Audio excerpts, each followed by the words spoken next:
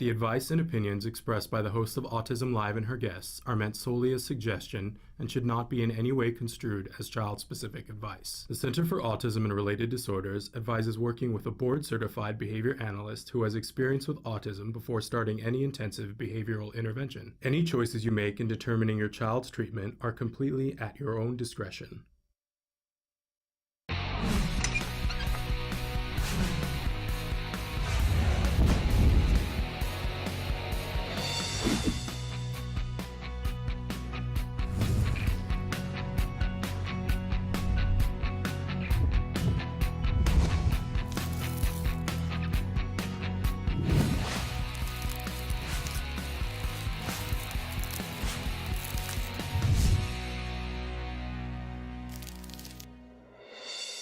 Good morning and welcome to Autism Live. I'm Shannon Penrod. We're coming to you live from the Warner Center in Woodland Hills, California. This is the home for Autism Live. It is also the home for the Center for Autism and Related Disorders. We're thrilled to be here with you this morning, this fine Thursday morning. I know we had a lot of not doing full shows on Thursday in the summer, but we think we're back, and we think we're back full time now, so that we should be here with you guys regularly. And one of the things that we had to continually reschedule over the summer, I had a guest that I couldn't wait to have on the show, Judith Feldman. And you know how sometimes you just feel like there's like something is not aligning in the universe, and it just so happened that every time we had to last minute cancel a show, it was with poor Judith. And so excited because today we're here and the show is live and Judith's coming.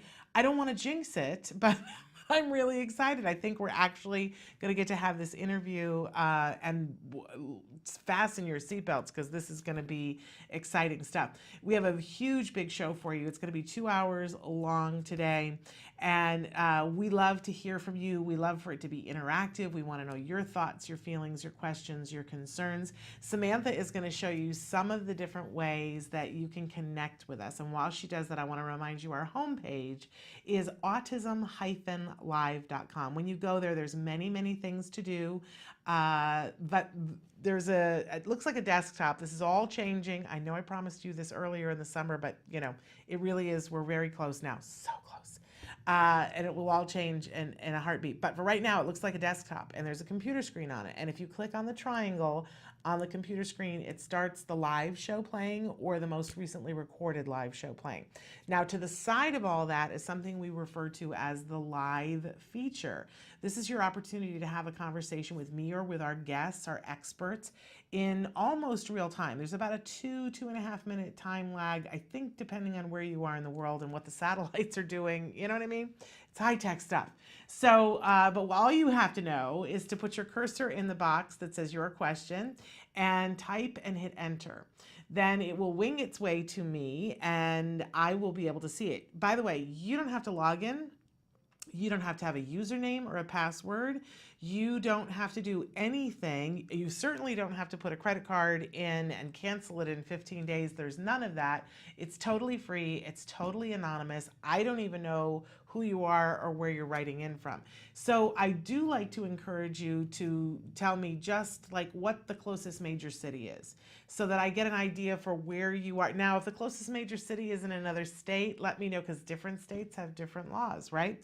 But let me know where in the world you kind of are so I can have an idea of what resources might be available to you. Someday, I hope in my lifetime, it's going to be, I'm going to be able to give you an 800 number that's going to connect you all to the same resources no matter where you are. I guess in order for it to be everywhere in the world, it's going to have to be something other than an 800 number. I guess I'm going to give you guys a website at some point, and it's going to be able to connect you to resources where you are, and hopefully the playing field will be level, and what is offered to one person in one state in one country is offered to another person in another country. Let's hope for that.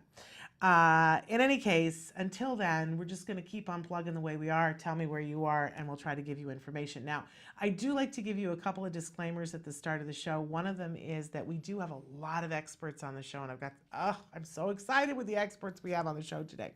But don't confuse me for being one of the experts. Let's be 100% clear about that. I am an autism mom. proud autism mom. And I'm somebody who's been hosting shows about autism now for over a decade. So it's not like I haven't seen anything or heard anything. I certainly feel like I have a great deal of knowledge, but not an expert in autism, okay? Not even an expert in my own child. Humbly, I admit that.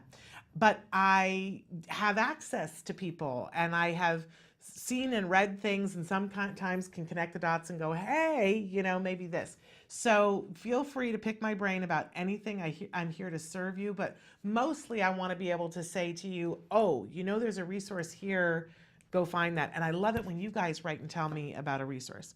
So just don't confuse me for being an expert. Think of me as your cheerleader. I'm in your corner. I'm the one who's saying, I'll hold your hand. Si se puede. We can do this. We do this together, right? Yes, we can. Si se puede. All right. So join me here. I hope we'll give you some inspiration, information, and make it all a little bit more possible today. And by the way, whether you are a parent, a teacher, a practitioner, an individual who's on the autism spectrum, or just and not just, or someone who loves someone on the spectrum, we welcome you all. There's a place for all of you here. We're a big, beautiful spectrum of a community. All right, now on Thursdays, we like to start the show with something we fondly refer to as the jargon of the day. This is when we take on one word, one phrase, one acronym. We try to figure out what in the hey nani nani are they talking about, and how does this affect me? How does this help me? Because if it doesn't help me, why am I taking the time to learn a whole new language? All right, so we give you the actual definition, then we promptly make fun of that, and then we give you the working definition, which hopefully we don't make the BCBAs break out into hives, but it gives you a little bit of an in to understanding how this term might serve you and save you time and money, because that's really what it's all about, right? So today's term is dun, da, da, da, fluency. Now, this is one of those words that can bite you on the hiney because we all think, well, I know what being fluent in something is, right? And we immediately think of language. Are you fluent in 2 different languages? I am not. And we feel like we have a sense of what the word means, but what does it mean when we're talking about autism and treating autism? It's a very specific thing. So let's take a look at our actual definition. Fluency is exhibiting retention, endurance, stability, and adduction. Now, I've heard of the term adduction before, but it's always in a gym. They're talking about lifting your leg and helping your abductors, right? But maybe that's a different thing. So I don't know what that means. Even to this day, I don't know what adduction means. Let's take a look at our working definition and see if we can't see what fluency means to us. Fluency is responding with both speed and accuracy. Okay, so let's tear this apart a little bit.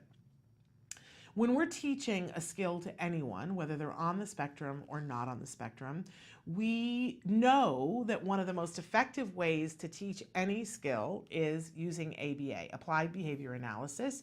And by taking the skill, and there are many different ways to look at it depending on what the skill is, we can teach just one part of the skill and gain proficiency in that, and then teach another part of the skill and another part, right? We can start from the last part of the skill and work to the first part. We can start from the first part, work to the last part.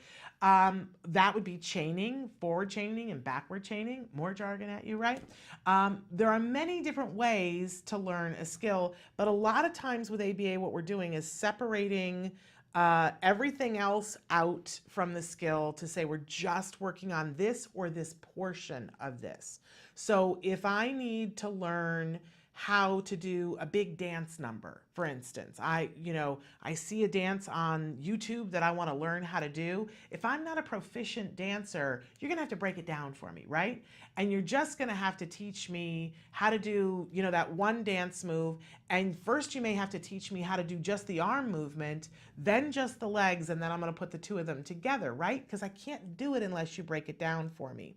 But if you can break it down, then we have to put it back together, and then I'm doing all of the dance movements.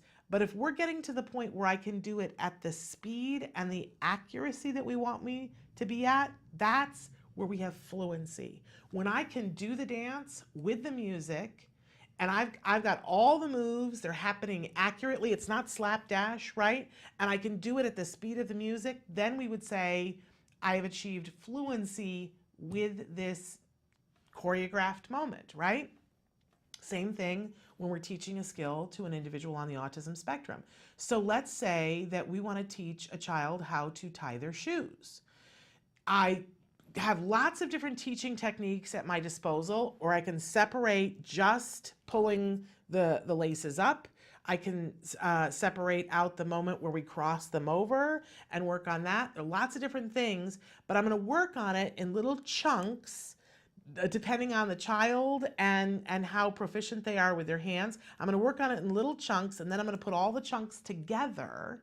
But then I have to get to fluency, because until the child can tie their shoes with the rapidity that the child next to them in the locker room is doing, I might have mastered the skill, but I don't have fluency. So fluency is something that we want to get to.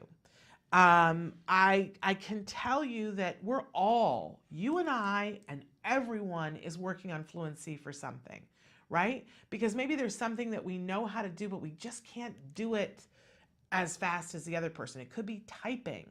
It could be submitting a form. It could be learning a dance move. We're all working on fluency. But when you start to think of fluency, and if you've got a kiddo on the spectrum, or you're working with a kiddo on the spectrum, and you're thinking, okay, they've mastered this skill. They can do it in different situations at different times with different people, but do we have fluency yet? And fluency takes a lot longer, and there are specific ways that we can work on fluency, right? You will see math teachers being concerned with fluency. What they'll do is they will teach a math, it could be addition, right? I'm just teaching you what 3 plus 4 is and what 2 plus 5 is. And then I just want you to be able to add these. I want you to understand what they are and add them, right? But then for basic math facts, we want to achieve fluency. So that's when they do those timed tests. And they'll say, here's 32 programs, you've got a minute and a half, how many can you get done? They're going to be looking at how many did you get done in the amount of time and how many did you answer accurately. Fluency.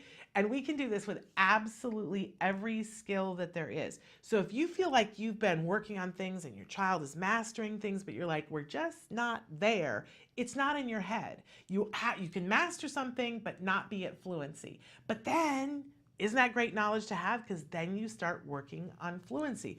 And I think for some people, fluency can be, working on it can be very fun.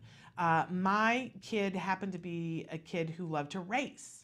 So we could work on something and he would have it mastered but not have the fluency. And then it was sort of the fun part for him, because it was like, okay, who can tie their shoes faster, me or you? And then we would tie our shoes as fast as we could. Or I would do a stopwatch and go, who can tie their shoes in under 2 minutes, right, to start with. And he would be going about it really slow, right? And then I'd be like, okay, so the last time you did it in 1 minute and 34 seconds, so can you do it in 1 minute and 30 this time? And he could, and then he could do it in 1 minute, right? So fluency can be fun. For kiddos who don't love racing, we just need to up the reward when they get there, right? My kid just liked racing. But other kids, they win something and then they like racing. Okay, fluency. It's really an amazing thing. When you get fluency down, woo, then it's your skill. You can do it backwards, forwards, in the same amount of time with accuracy. Then it's time to move on to the next thing. Okay, so that's fluency. All right, we always like to give you a question of the day. And I love this question of the day today. What's the best thing you have ever done? And of course, then my brain goes into different categories. I can tell you though, hands down, best thing that we ever did was an intensive ABA program. And I'm proud to say that we did ours with the Center for Autism and Related Disorders. I will never, ever regret that, ever. It's the best thing that we ever did. There are other amazing things that we've gotten to do. I will tell you, I'm having a mom moment today where I'm thinking about my mom, who hasn't been with us now for the last 5 years. But one of the things that when my mom was passing and she knew she was passing, we had a conversation about some of the things that we got to do. And I just want to put this out there. We had the opportunity to go and be in the audience for the Ellen show during one of the 12 days of Christmas years and years and years ago. And honestly, it was something we talked about on my mother's deathbed. And she was like, wasn't that amazing? Wasn't that just amazing?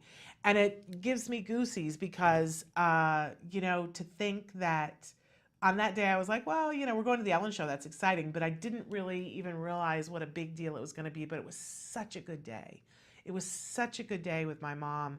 And it was such an amazing thing to be there. We didn't know we were there for the 12 days of Christmas because it was in like early November. And we won all this stuff, and it was just, it was one of those days you remember forever. So, but my first best thing, ABA, hands down, best thing I ever did. But what's the best thing you've ever done? I want to know. Write to us on Facebook. It's good to remember those things. Gives you a good feeling. Makes you ride through the day. And sometimes you need that, right? Okay, we always have a topic of the week, and our topic this week, interestingly enough, is taking it all apart and putting it back together. Because sometimes you have to do that in life. And I got to tell you, when you take it all apart, it brings up anxiety. I remember saying to somebody at some point in our journey, I said, I don't know whether I'm falling. I said, I feel like I'm falling apart. That's what I said. And the friend said to me, falling apart feels a lot like falling together. And sometimes you have to take it apart before you can put it back together. And when you put it back together, you know more about how it works. A lot of times it's not the same, but sometimes it's better when you take it apart and put it back together. And in a big way, that's kind of what ABA does. It takes it all apart for your child, and then it puts it all back together.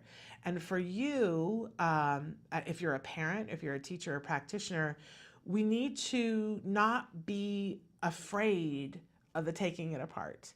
I think sometimes there's that fear, for me anyway, that what if we can't ever get it back together again? And yet I have no evidence of that ever being the truth in life. Things always come back together, and sometimes they come back together different, but like I said, sometimes that's better.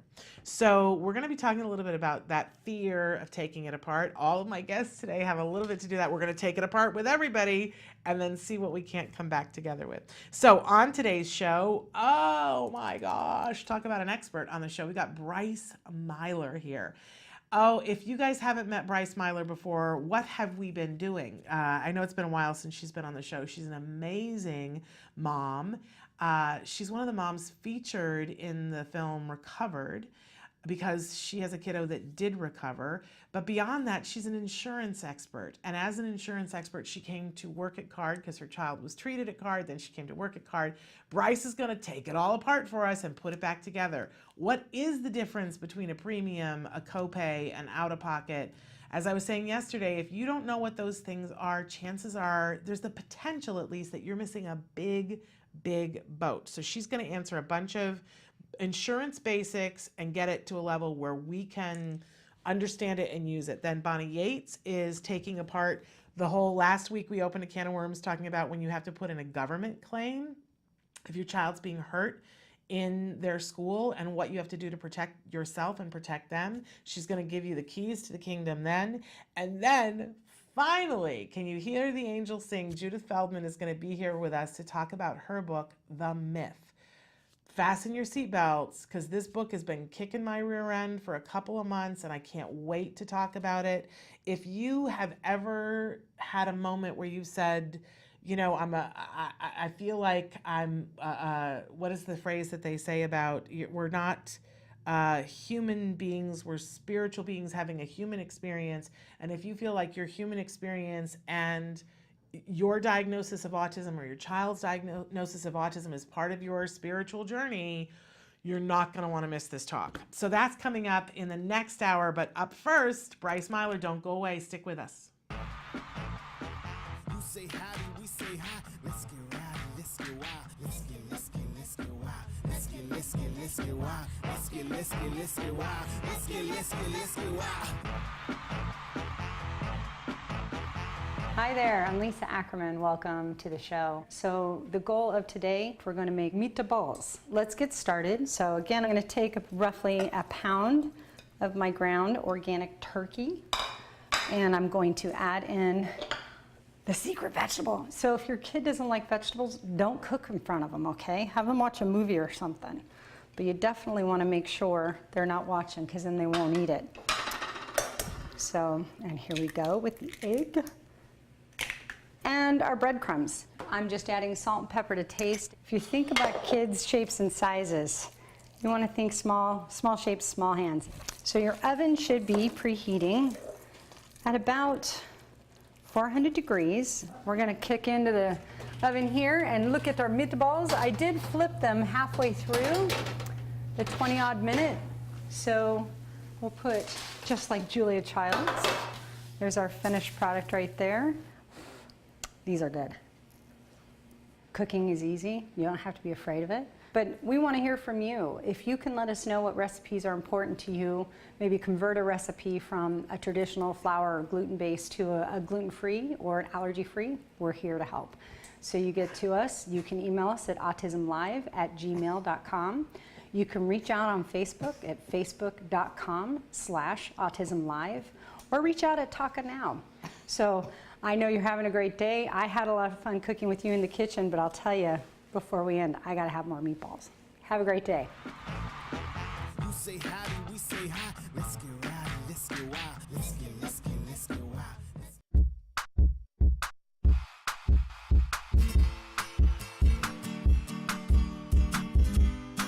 Hi guys, welcome back to Smarty. This month we're going to be creating a popsicle puzzle. As we do this fun activity, you'll notice these icons will pop up. These icons tell you important information about the skills we're using to create the craft and where you can find them on the Skills program. Skills is an ABA-based tool that helps parents create a curriculum that will help their children that are on the autism spectrum. Well, let's get started. The materials you'll be needing are popsicle sticks, tape, and arts and crafts materials. So step one, you're going to take your popsicle sticks and lay them down and cover them with tape so they don't move around.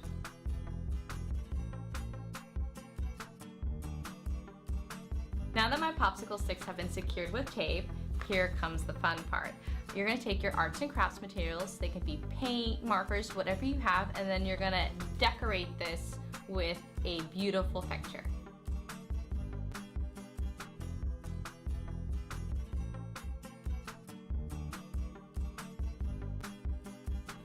This is the beautiful picture that I made.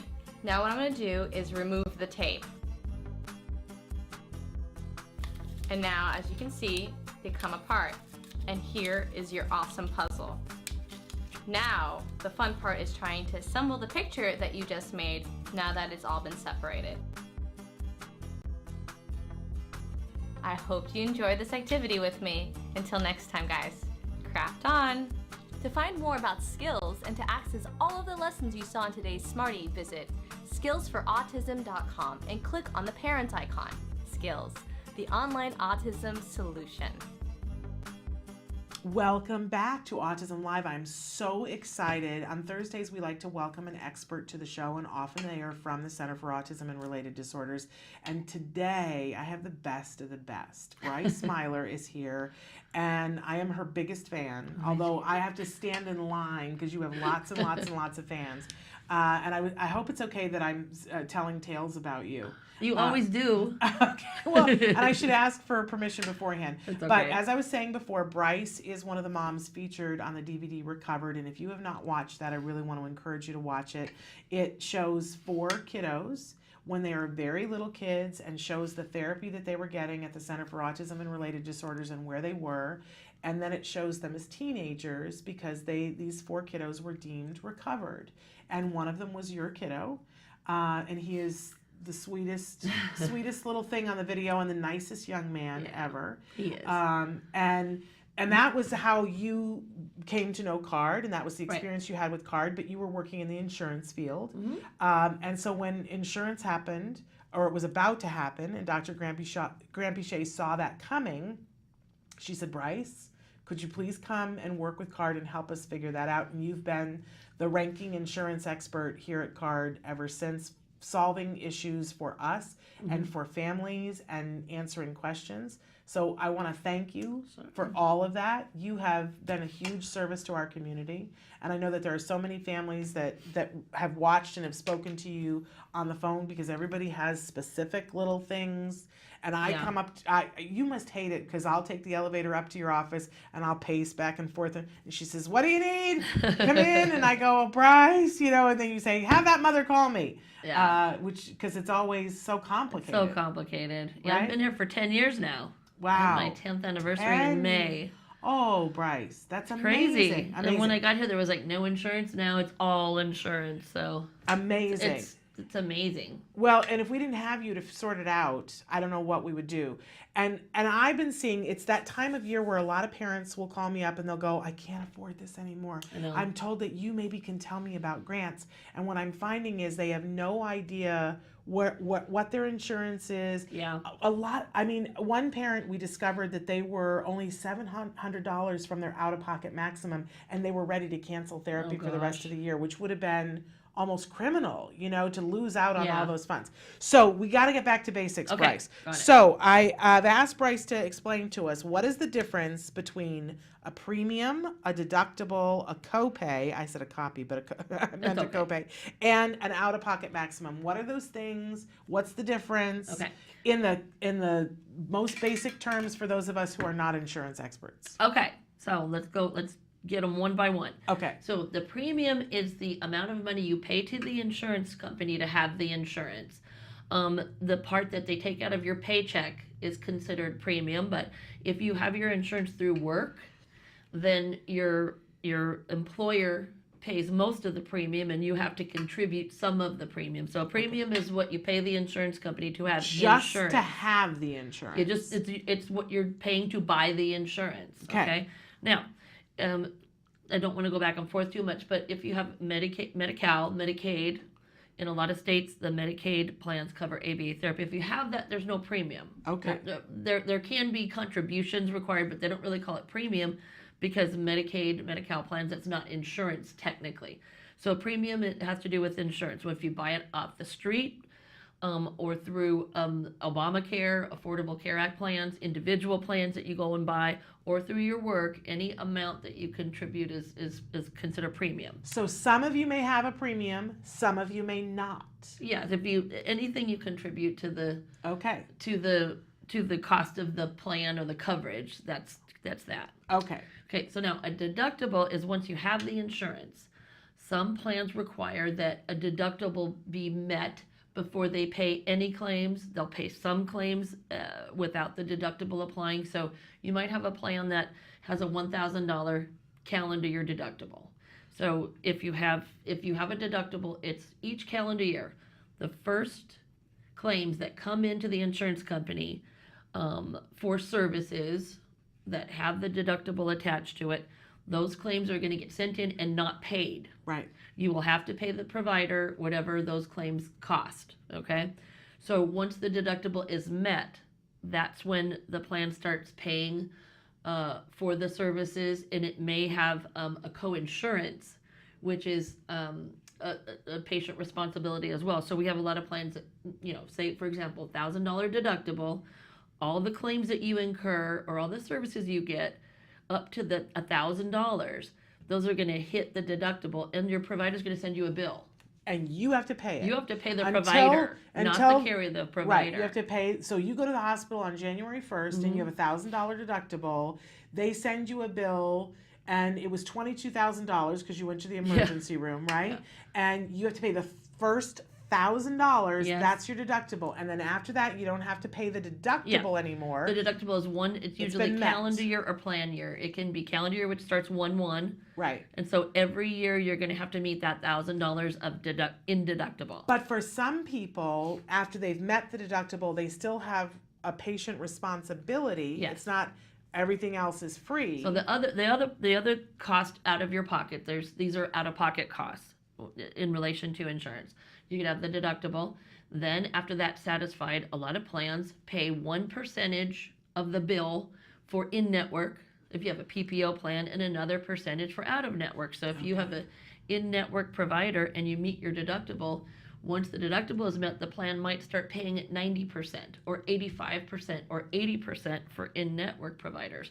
So once you hit that deductible, you're going to get a bill for 10% or 15% or whatever the remainder is for the services. They also have something called copays, which are not a percentage but a flat dollar amount per service. So office visits, a lot of times they'll have a $20 copay per visit. Right. ABA therapy, if that's what you're getting, a lot of the times they copy the office visit payment structure. Right. So a lot of plans have a $20 copay per day, and with ABA that adds up really quickly. Per day or per therapist? Almost I haven't seen a plan, and they really aren't legally allowed to, that would try to collect a copay per visit, like you see in the morning, the afternoon, Okay. or per therapist. Really, legally, they're not allowed to do that. So they usually just do one per day, Okay. which is easy, but still that adds It adds up. Yeah. So the deductible, the copays, and the coinsurance, all of those out-of-pocket costs that the member, the parents have to pay, those all are applied to something called the out-of-pocket maximum. And that is the most important thing to understand.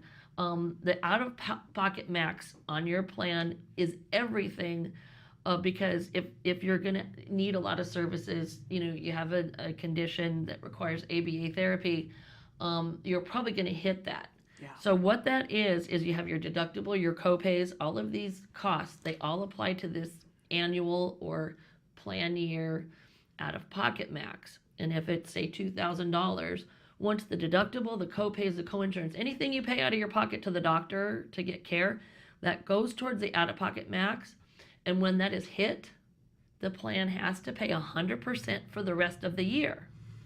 So that's, there's two ways that the plans do it. It's either calendar year starting 1/1 or plan year. Some plans, I think like the feds might have, oh no, they do January now, but there are plans where the employer group renews on 10/1.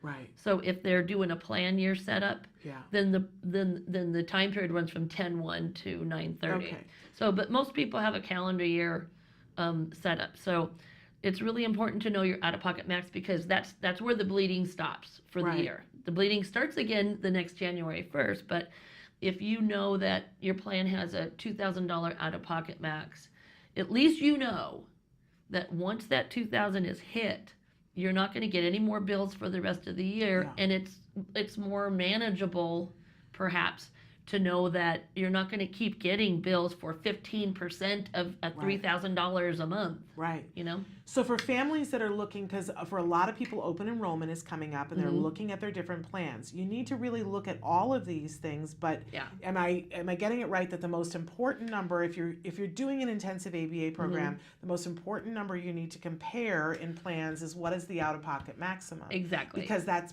probably what you're going to end up paying, no matter what the deductible is and the copay and the coinsurance and all that. If your out-of-pocket is $10,000 and in one plan and $5,000 in another plan, You would need to take that plan. you need to seriously be looking at that Yeah. $5,000 plan. You have to make sure that it covers behavioral health, Right. right? Well, But yeah. yeah. So, but I think a lot of us miss that when we're looking at, Right.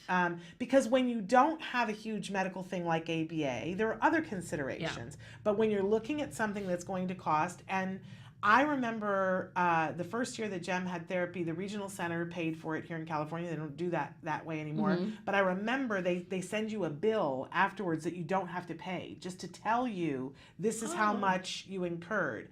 And I think it was $140,000 in the first year. And I went, Wow. you know? That's it's so expensive. Right. And here's the thing though, worth it. Worth every single totally, penny, and the state of California knows that it's worth it, and I totally. sure knew that it was worth it. But if somebody had said to me, it's going to cost you $10,000 to get your child treated for ABA this year, I would have had a heart attack and said, I don't have $10,000. I don't know how to do that. But if you explain to somebody it's $140,000 worth of therapy for $10,000, let's work on getting you grants. Let's work on doing all these things. Getting If you secondary insurance. Right. Well, let's talk about, I don't even Yeah, know about Medicaid. that. But there are ways to do it, and $10,000 even if you had to take a second mortgage on a home to pay for $140,000 worth of therapy Yeah. that changes your child's trajectory, worth it. But you have That's to true. know what you're looking at. Right. Okay, so let's move on to the next question. How does Medicaid work with ABA therapy? Okay, so Medicaid, 4 years ago, 3 years ago, 2015, the federal Medicaid program, CMS, told all the states that they needed to cover ABA therapy. For the last 10 years, each state's insurance plan, now Medicaid is an insurance, it's a government, state, federal welfare program, okay? So insurance laws had to be passed and written in every state to force insurance companies for insurance plans to cover ABA therapy, right? All states have an insurance mandate except for 2 now. So What are the 2? Do you know? Off the top of your- Tennessee and I think Idaho. I could be Okay. wrong. Everybody else has this. All the other states have a mandate that says insurance plans, and it's a legal definition of what insurance is. Yes. Those plans have to cover it. So, Medicaid, Autism Speaks, and cards as well, went to Medicaid and said, Medicaid, what about you? This is ridiculous. These people that have Medicaid coverage, it's not insurance, but it's coverage, they need ABA as well. So they got on the ball and they told all the states that they needed to cover, the state Medicaid programs needed to cover ABA therapy. California does, Arizona does, why am I drawing a blank? But a ton of states, Virginia does, a ton of states Medicaid programs cover ABA therapy, but a lot of them still don't. Yeah. I still don't know why these states like Texas doesn't, New York doesn't, Illinois doesn't, and it's possibly because they didn't really tell them by when they had to cover it. So there's these loopholes and the states are fighting it. But if your state Medicaid program covers ABA therapy, then you would want to figure out which Medicaid plan you have to be enrolled in, and what your provider accepts or doesn't accept. And then, a lot of our kids, even if you have an employer plan or regular insurance, you can get Medicaid under the disability rules. You don't have to be low income to get Medicaid coverage, and that could help pay for the copays and the $5,000 out of pocket that you would have to come up with for your copays and all that. So, for instance, in the state of California, you could have insurance through your employer that has ABA, and that would be your primary insurance, but you would still want to apply for Medicaid because Medicaid would then cover the copays and things like that. So you wouldn't be out that $10,000 that we had just been talking about. Right, it'll cover it as long as your provider participates with whatever program you enroll in. For example, in the state of California, every state is special. That's why if you stand and come to me about a family in a certain state, I have to pick apart what they have and where they are because it's different. So say in California, we have what is called straight Medicaid. Medi-Cal is the nickname for Medicaid. A lot of states have nicknames, but so we have straight, it's called fee-for-service, where you pick whatever doctor you want. You don't have to go to pick a primary care doctor with Anthem Medi-Cal or CalOptima Medi-Cal. So in California, the fee-for-service straight Medicaid doesn't cover ABA at all. Okay. It has no coverage. So if that's if you enrolled in fee-for-service Medicaid, you get no ABA. But every single other managed care plan, Which is that MC. they're called MCOs, managed care organization plans, and they contract with the state to provide like HMO type coverage where you sign up with a medical doctor, a primary care doctor, you sign up with them, and they administer Medicaid for the state. So you have Anthem, Aetna's in the game now, United Healthcare's in the game, Molina is a Medicaid provider. So, it's super important to talk to your provider about which of these MCO plans they contract with. Yes. Because if they take Anthem but not Molina, and you do all the work to get coverage under Molina, they're not going to be able to help you. So you really have to talk to your ABA provider and find out what they take or don't take for Medicaid. And your ABA provider should take that phone call from you. If you're already getting ABA from somebody and you call them and say, I need help figuring out which plan to apply, they should take the time with you to figure that out. because they get paid and you get more therapy. It behooves everyone for you to be able to have that conversation. Certainly at CARD, people do call and go, because the thing is, you could spend a whole lot of time. You could have your primary insurance and go, I can't afford that $10,000. I live in California. I'm going to go get Medicaid. Shannon said, get Medicaid, apply for Medicaid. And you could go and get it and get the wrong thing and have wasted all of that time. And not have it help you one iota. Yeah, so, and your provider, they have to tell you those things. Okay. And during open enrollment, you could be you could have insurance through your work, and they're switching to Cigna, and your provider doesn't take Cigna. That's a big problem. So they have to be able to tell you what they take and don't take. Okay. Sure. But so we're using the word provider for a lot of different things. So there's your I mean ABA provider. The ABA provider. And then there's your provider, which is your insurance. See, that's not, well. Okay. Yeah, I mean, separate. It's hard to separate, but yes. But we call that the carrier, the insurance carrier. Okay, the carrier. Okay, Yeah, great. right. All right. So I already asked what's the MCO and how do you go about getting it. So it's part of Medicaid, and you just have to ask, can I see the MCO plans? But that isn't enough. Then you have to go back to your ABA provider and say, which one of these MCO plans are you with? Yeah. Okay. Right. So you have to do that. And is that all of our questions? Or those the only 3 questions I gave you? Well, there's the one. Did I miss who do one? you ask in HR? Oh, thank you. Yeah. I can't see that. So if you're having open enrollment soon and they're giving you another plan, one thing to remember, California has a law, and pretty much all the states except for the 2, they have insurance mandates. And one thing, and I kept saying insurance. Yeah. There's a big loophole in insurance because everybody thinks the plan is the same. People don't even realize that Medicaid isn't really insurance. Right.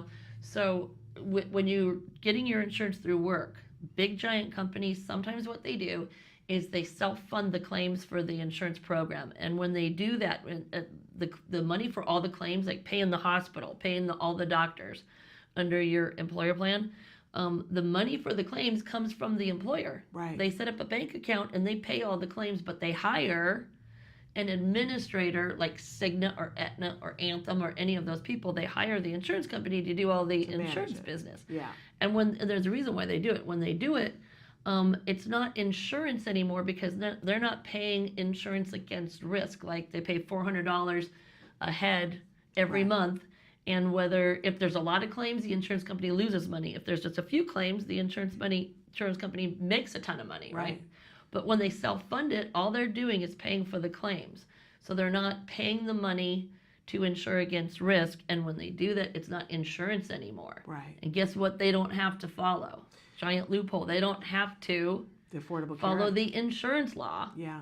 And so California has a mandate. So if you have a self-funded plan, it doesn't have to follow the ABA mandate, the thing that forces insurance plans to cover ABA therapy.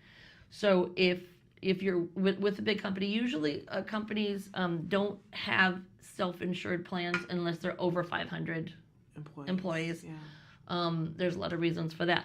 But if you're switching from an HMO plans to HMO plans, don't self-insure almost never. Okay. So if you have an HMO plan, you're pretty solidly sure that ABA is covered. Okay. Because it has to follow the insurance law.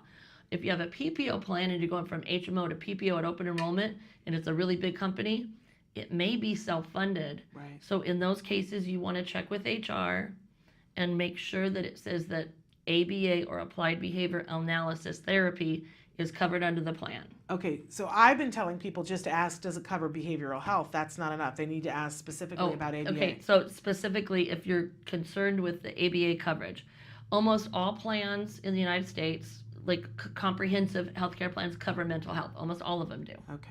Okay, so, but these self-funded plans, they'll cover mental health, but they may not have decided to include ABA therapy. So we got to use specifically those words. Mm-hmm. So sometimes it requires, I think, identifying who in HR will talk with you about it, and maybe bringing some muffins to them and saying, I have some questions because I need to figure this out. Yeah. But I got to be honest, Bryce, sometimes people go to their HR person and the HR person says, I don't know. That happens all the time, and it's kind of a complicated question. I don't know is not an answer. When you get insurance through work, it's part of your benefit package. They have to tell you what they're giving you. Okay. They have to. So if they say, I don't know, just say, I really need you to call the insurance company or call your benefit executive. They go to the employee benefits department or whoever's handling that, and they have to get that question answered. Try to get it in writing. And then if they say yes, and you definitely want to specifically say, I need to ensure that ABA/applied behavior analysis therapy is covered under this plan. Okay. They get it in writing. They'll have to make good if anything happens. Okay. That's a lot that we just I know. unpacked, but it's sort of, at this time of year, especially for people that are in the middle of it and they're like, oh, I'm drowning in bills.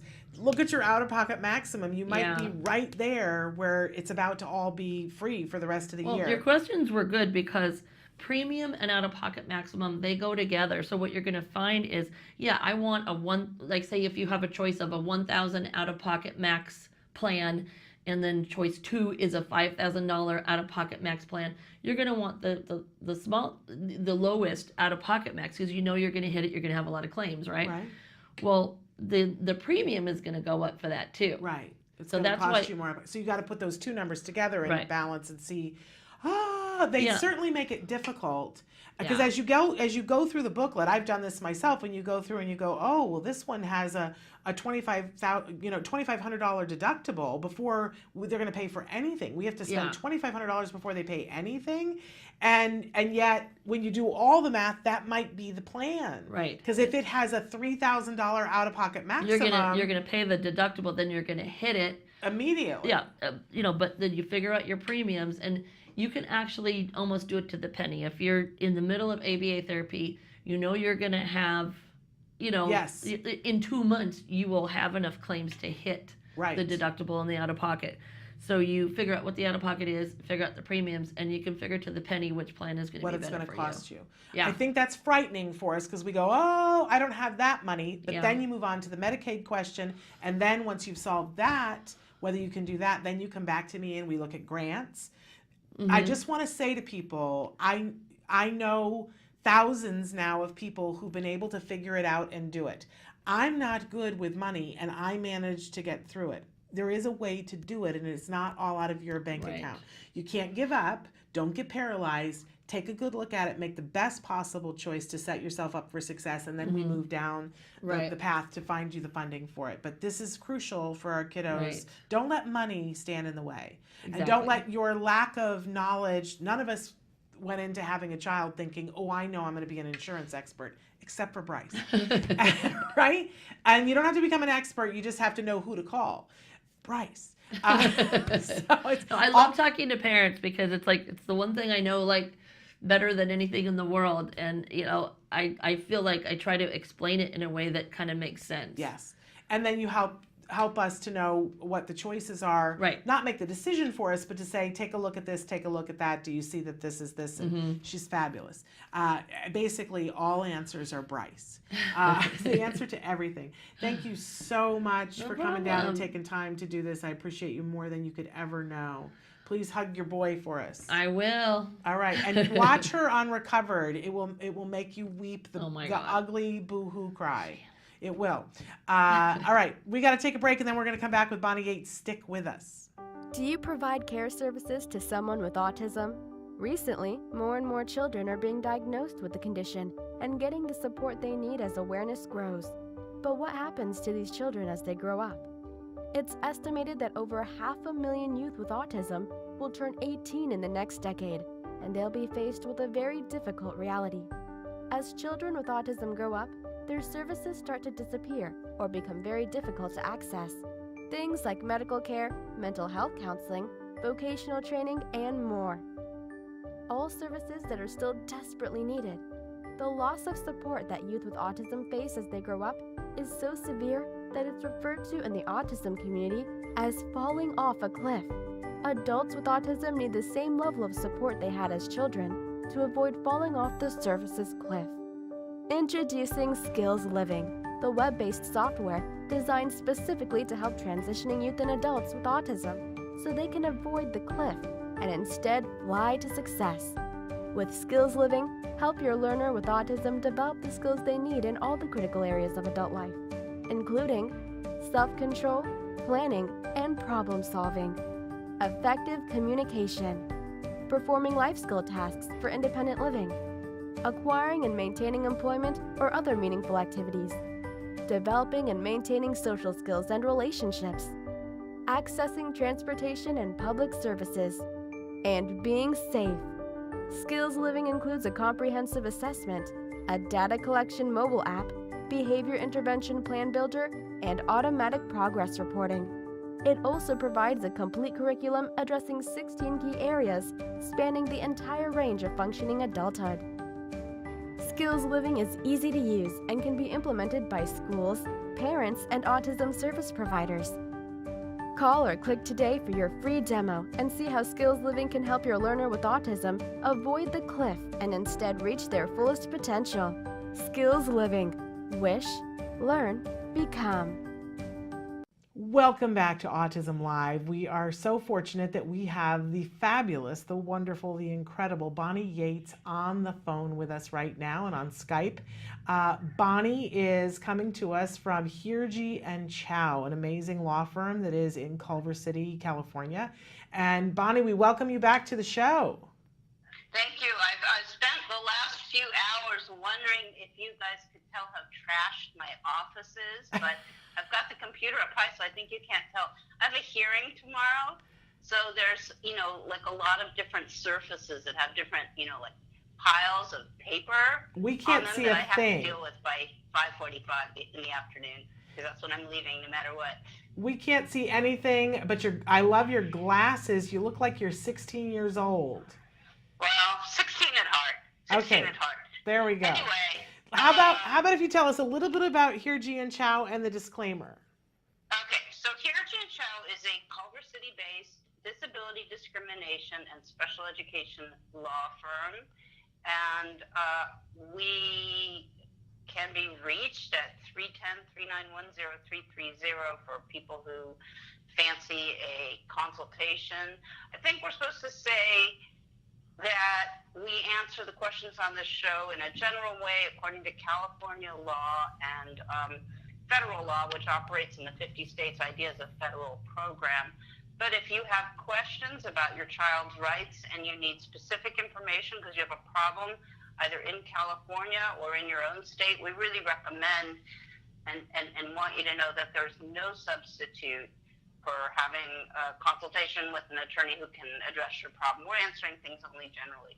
So let's see, what else do I have to tell you? I'm totally underdressed for this occasion because I didn't realize we were going to do autism live today. But tomorrow I have to suit up and do my expulsion hearing. So tomorrow I will be presentable.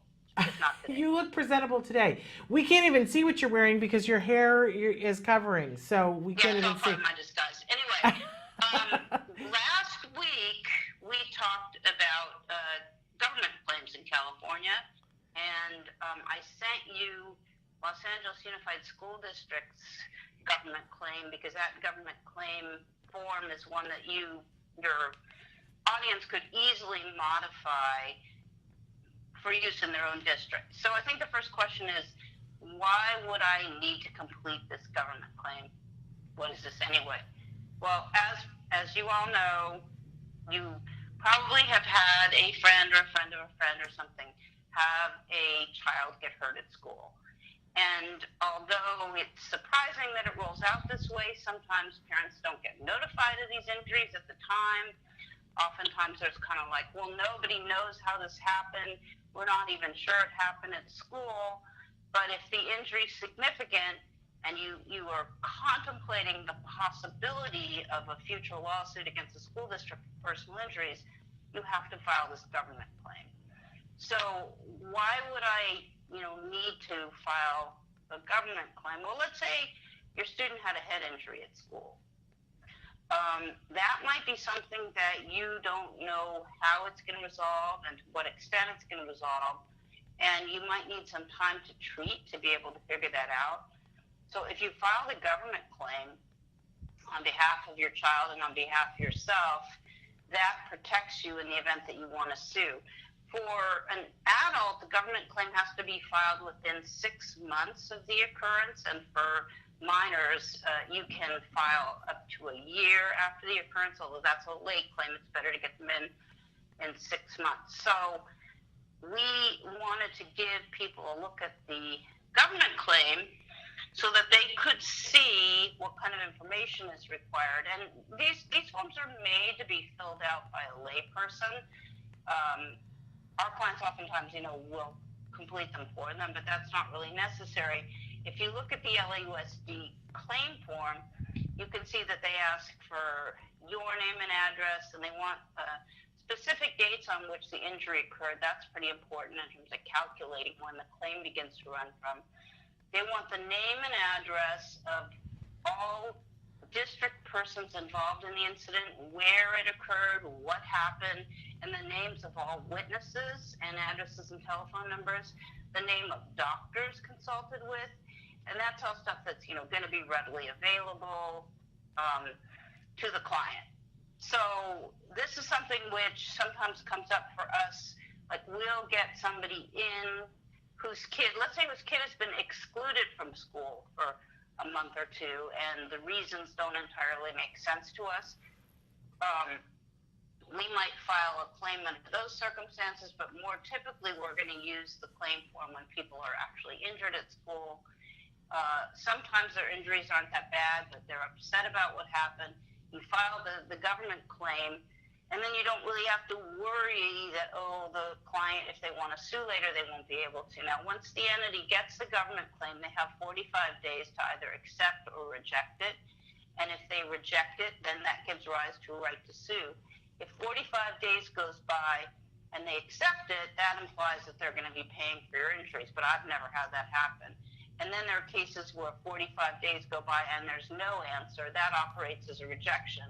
So once the rejection occurs, you have 180 days to file the lawsuit. It's a short statute of limitations. The thinking is if a public entity is going to be sued, that they have a right to notice and they have a right to a fairly quick process so that they can kind of keep the books clean. So that's what the government claim is for. Okay.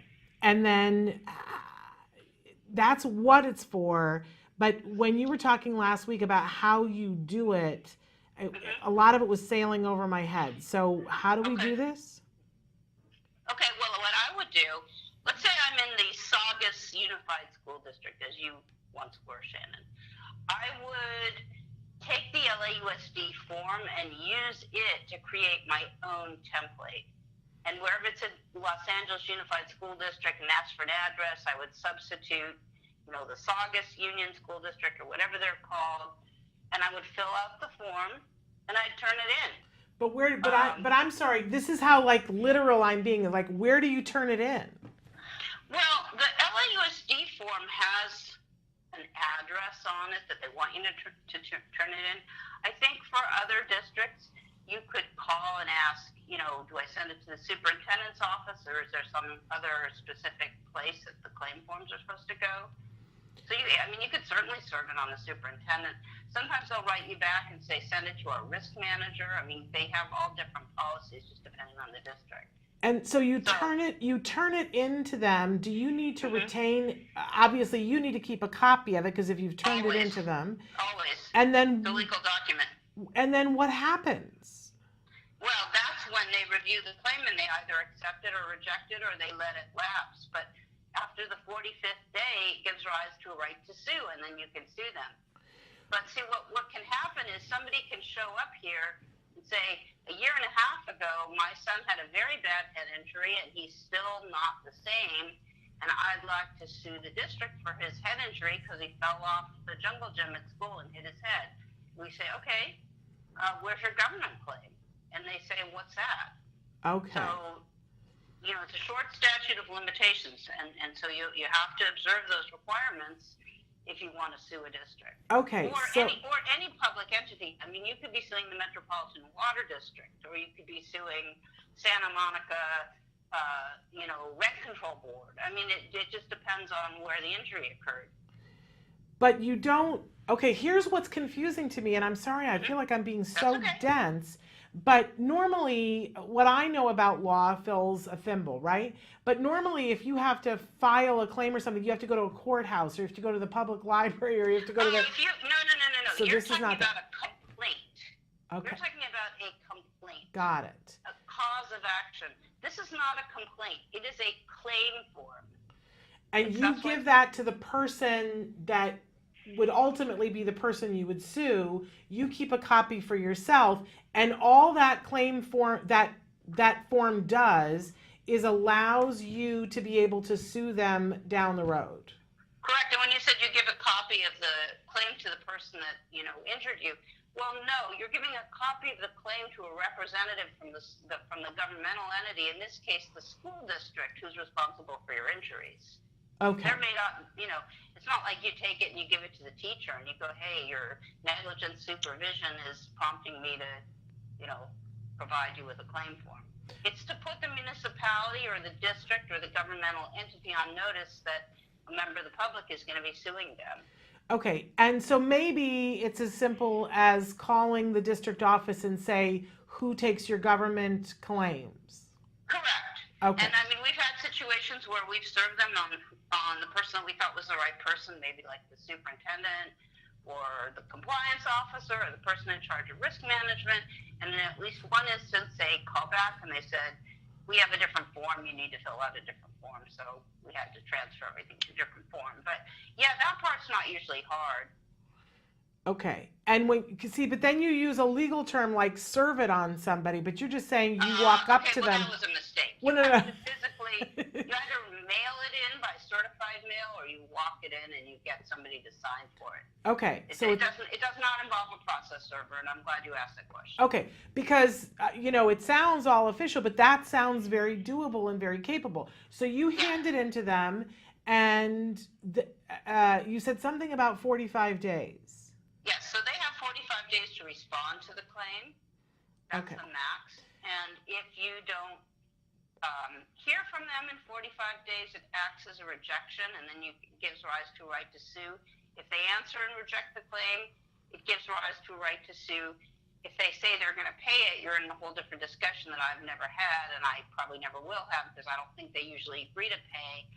But at that point, from the 45th day forward, you have 180 days to file your lawsuit if it's on behalf of a parent, and for a child, you get an extension of a year, up to a year, if you file a late claim, but it's better to file both within 6 months, your lawsuit. I mean, the parent isn't going to file the lawsuit. All this is going to mean is that when the parent finds a lawyer that wants to take the case, they're not going to be precluded from bringing the action because they didn't give the district notice in the form of a claim. But even if, let's say a year later something happens, and even though you can't do anything about that paper now, the fact that you had to file one before, does that make a difference? No. No, each injury gives rise to a new requirement of a new claim form. So there's nothing cumulative. And you will lose the right to sue unless you sue within 6 months, or a year. 6 months. So once that 45 days has lapsed, that's when the 6 months starts? Correct, 180 days, yeah. Okay. So what does that end up being? It's less than a year from the date of the incident. Well, it's better to think about it in terms of the initial requirement of the claim, and then once the claim is rejected or it's not responded to, you have 180 days. Okay. I mean, there are calculators, that you can use on the internet, but these are days. It's not court days. It's days. Okay. And what we have to be careful about is we have to calendar the 45th day so we can talk to the parent and say, hey, listen, or not the 45th day. We have to calendar the 180th day so that when they're getting close, we can say, are you going to do something or not? Right. And then how long? So let's say the incident happened yesterday. How long do I have to get that claim form in? 45 days. 44 days. Okay, so I have 44 days. No, I'm sorry, I misspoke. You have 6 months. So I have 6 months to get 6 months from the date of injury. to get a year if you're a minor. To get the claim form in. Correct. Then they have 45 days to respond. Correct. And then I have 6 months after that before I have to sue. Yeah. I feel like I just took a law class. And then I got No, it's more like a math, solid actually. C. It's actually math. Okay. All very doable. All very important if you do have a serious injury. Like we have a student now. He's actually a general ed student. He and another boy were kind of play fighting in class, and then it turned into real fighting, which might not be the best idea in class. Anyway, his teacher got involved, and somehow his leg got broken. Oh. So that's when we had to file a claim form on. They're for personal injuries that occur at school, Wow. and they do occur at school. Of course And they do. sometimes it's like, hey, that kid who's in my son's class bit him and broke the skin. It's not always negligence on the part of the school. Or it could be my daughter. I had a case once where a special ed student was, raped at school. I mean, different stuff happens. Okay, and if obviously, if there's something of that magnitude that's happening, you need to make sure that you're filling out these forms.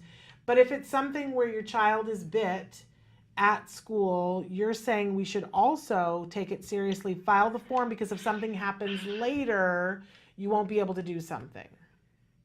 Well, if somebody bites you and breaks the skin, there's a risk of infection. When I gave you the example of the person with the head injury, those concussions can be pretty unpredictable. Yeah. So it's something where you might not want to sue, but let's say it turns out your kid's going to need a lot of care, expensive care. You don't know for sure which way it's going to go. It might all resolve, it might not. So it's protective in that sense. Other times, people feel very strongly that the school wasn't supervising properly and their kid got injured. It could be a sports event. It could be a playground. It could be something different. But any interest that anyone has in filing a lawsuit against the district for personal injuries has to be preceded by one of these claims. Okay. And while it's great to be consulting with an attorney who's got experience in these things, it sounds like it's a fairly straightforward thing that we can turn this in ourselves if we need to. It is intended to be for, the layperson. And if you put up the copy of the LAUSD form, you'll see the stuff they're asking. The only question they're asking that maybe parents wouldn't know how to answer is they say, what are your damages? And you say, you just basically put in language there that says, I don't know yet. They're still accumulating. Okay. They're still accruing. That's Okay. about as legal as it gets. I don't know yet. They're accruing. Okay. Yeah. All right. Well, and this is important because parents need to know how to protect themselves if something is happening at school. But I want to go back to, you said that it's very rare that they would get back to you, like a unicorn, and say, oh, okay, then we're willing to settle now in the first 45 days. Not usually. I mean, I worked for one municipality, and they had, with their risk manager, the risk manager would identify certain cases like auto accidents and things like that. And if the person wasn't very well educated, the plaintiff, they would sometimes send an investigator out there and try to settle with the person, like offer them $2,000 or $3,000 before they really got to a lawyer. Right. So, but otherwise, usually these things don't settle until the other side sees that there's really going to be some fight put up. So that's why they figure if they don't settle with you at that early stage, it's quite possible that they're never going to have to settle with you. And I probably filed 10 government claims last year for people who never did anything about them. Okay. And if the district had said, okay, I'm ready to pay you now, they would have been giving away money that they didn't have to give away. And then maybe my last question. We have parents who will write in and say, I don't really want to take an advocate or an attorney to an IEP because then my school will see me as being a problem, being adversarial, and then they'll take it out on my kid. I can just imagine that these same parents are going to ask, but if I file one of these, is the school going to look at me in a different way? Are they going to be more combative with me? What's your experience with that, Bonnie? Okay, well, let's see. See if I can give you a good analogy. So we always say you get more flies with honey, right? Yeah. Okay, In special education, it's more like you get more honey with flies or something. I'm not quite sure how to phrase that. But The squeaky wheel gets the don't- grease. Is that what you're saying? That's what I'm saying. Districts don't do anything substantial because they like parents and think they're nice. They do something because they think they're going to get sued and they have liability. So I have parents every week that want to preserve their good relationship with the school district. Some of them think they're getting back channel info from the teacher because they're so nice. They want to bring, bagels and chicken soup to their IEP. And I'm like, no, that's not the way we want to be handling this, because they need to be afraid. They need to feel this is going to cause a problem with them. They need to get motivated, because the way they operate is they hold everything back money-wise because they know somebody's going to sue them. And that's who they're saving the money for. And those are the people that get the money. So unfortunately, maintaining a collegial, non-adversarial relationship is not going to work. Okay. You can be collegial, but if you stay at the IEP level and you don't challenge them and take them to due process, you are going to get very little. And if you think you're getting a lot, I challenge you to write in and tell me about all the great services you're getting that the IEP team gave to you, and then we can have a lively discussion about that, because most of the time, I just don't see it. Now, since people have problems when they come to me, maybe there's a million people out there that have incredible IEPs that give them everything they're entitled to under the law. Yeah, I don't hear about that I don't either. think so. I don't hear about that happening either. I often think, Bonnie, that it's, and I've compared it to this before, it's like playing chicken. That, the person who's standing in the street and is like, I'm not going to move and I'm not going to go away, is the person that they pay attention to and say, what do we need to make this go away? Pretty much. And I have learned something from some of my clients, parents, who I believe were probably on the autism spectrum themselves, and they basically were so persistent, perhaps due to cognitive rigidity, but they persisted and persisted and persisted and persisted, and they wouldn't back down, and they wore out like some really tough lawyers who just are like, I'm being ground to death, I can't take it, make your client shut up, help, all right. So I've taken a book out of my client's book, and I try to be really annoying and persistent, because that's what gets an effect, unfortunately. I started out, I think I said before on the show, I started out in special ed all excited about the collaborative possibilities, and I was going to repurpose myself as kind of a mediator, and I thought it was going to be really a good change, and guess what? That way, it didn't happen. Yeah. Doesn't happen. Yeah. So I apologize to all people on the other side of the table who have to deal with the system that's impacted in this way and forces us to engage in, these dysfunctional exchanges, but I've done it both ways, and I see which way works and I see which way doesn't. Yeah. And sometimes I'm like, damn, I don't want to write another letter, but it's like, you got to keep the pressure up every day. And your compliment is when you find out via the back door, like the way I did this summer, a school district says, your client has made my life a living hell for the last 2 months. Then I know I'm getting somewhere. Right. Then I know I'm probably going to be able to get a settlement. But it's not, as Heather Zaxon, a very well-regarded special ed attorney, once said, if you want to do special ed, you can't sit in your office. You got to be a bulldog. Right. And she's right. Absolutely.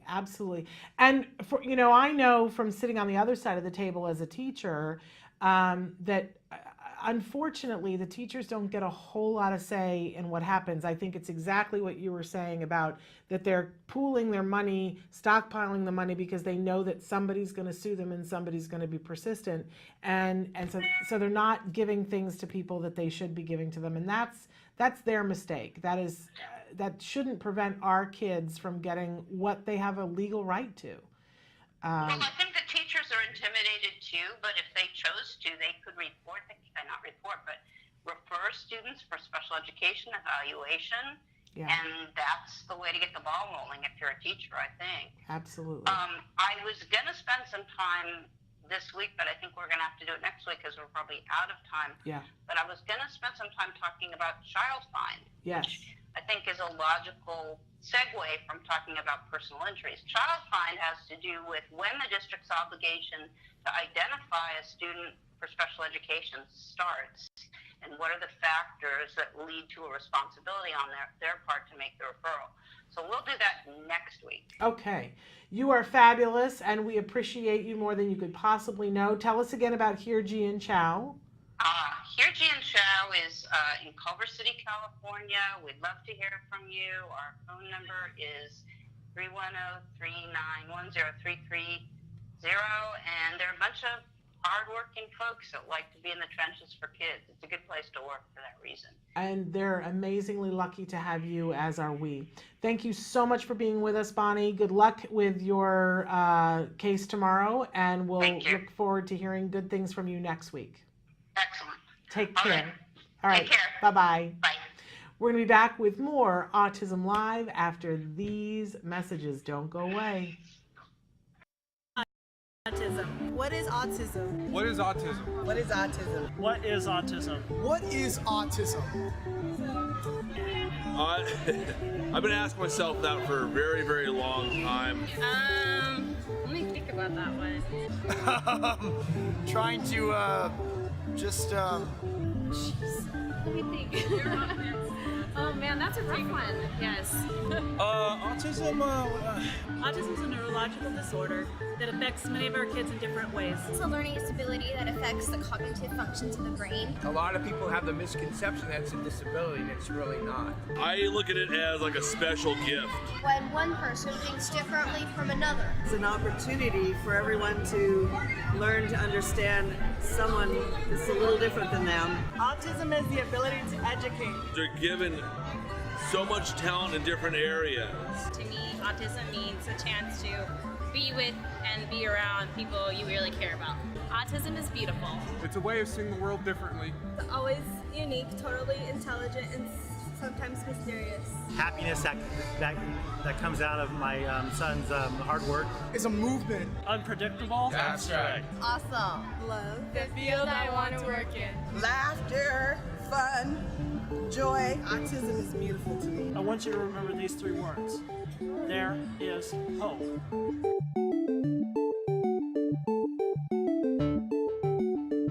I love that video. We took that at the Fullerton Cares Autism, Mardi Gras for Autism, excuse me. They're an amazing organization. They actually have a comedy show coming up, and it's being hosted by Jay Moore, and I'm performing at it. I don't really know how that happened, but there we are. So we're going to be telling you more about that probably next week. But in any case, we got a question that came in that I did not want to let go. Yashira had written it in and said, just moved to Florida from Massachusetts, and they don't even acknowledge his IEP. They said that they just don't offer some of those services. I don't know what's in your IEP from Massachusetts, but I know that states and schools will try to give you the runaround and go, oh, we don't do that, because, it's a lot like when you have a coupon. And they, these stores that say, we'll match the lowest price, or you have a coupon that says, here's what it says that I can buy this. And they go, oh, that's just slightly different than the one we offer. That one's only offered at that store, and that's how they get away with it, right? So, the truth is that your child in the state of Florida is entitled to a free, appropriate public education in which they have in the least restrictive environment in which they have an opportunity, a floor of opportunity to access the curriculum. And they have a responsibility to provide that to you. They also have a responsibility to do as many of the things in the IEP as they can until they can get their own IEP going, which they have a limited amount of time to be able to do that. I don't know what the exact laws are in terms of the deadlines of those things in the state of Florida, but you probably could find those out fairly quickly by doing a little bit of Google searching. to see what they are. What I would encourage you to do, which is what I always see Bonnie encouraging people to do, is go to COPA, COPAA.net. Make a few phone calls in your area. They will list advocates and attorneys in your area that specialize in this area. A lot of them will give you a free consultation, whether it's 15 minutes or a half an hour, where you can get the beginnings of the understanding of what the lay of the land is there. Then you may ultimately want to pay that person to come with you to the IEP that you will then request in writing, and for it to happen immediately. Because sometimes with a new school district, you have to show them some muscle out the gate to show them that you are not going to be the doormat that just gets walked all over. I hate it that it's that way, and I hate it that I have to put it in this way to you. But, you know, unfortunately, since it's about money, and it shouldn't be, right? It's legally not allowed to be about money, but there's always one person in most school districts who's assigned with, you know, hanging on to the money. And anything that they can do to reroute you for 5 days or 5 years so that they don't have to cough up any of the money. You just heard Bonnie say, we were talking about the squeaky wheel gets the grease, right? Sometimes you have to show the school district that you didn't fall off the tomato truck yesterday, that you mean business, and that you know what you're talking about. And sometimes you can go in and do that on your own. Sometimes you need to hire somebody to come in and sit at the table with you who knows what happens in that district and knows those people and has been up against them and has won before. And sometimes you just have to pay them once to come and sit at the table, and then everybody goes, okay, this is not the mom to mess around with. But they're messing with you. Oh, well, we don't do that. So, and if they haven't given you a comprehensive, they have to give you free appropriate public education and be documenting everything. Because if they're like, we just don't know what to do with your Massachusetts IEP, so we're not going to do anything, then they are in violation of the law. They have a legal responsibility to offer you free appropriate public education. They don't have to offer you the swim team program that you had in Massachusetts. But them saying we don't have those services isn't going to cut it.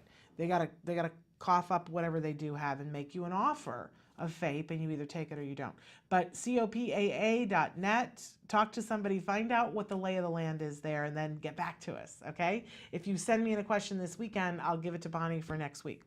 All right, we're going to take a break, and then we're going to come back. It is time. We're going to have the fabulous Judith Feldman, and we're going to talk about the myth finally.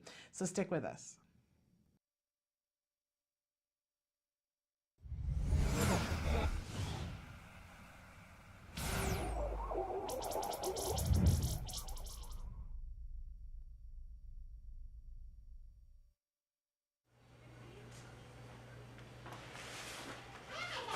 Just go like this.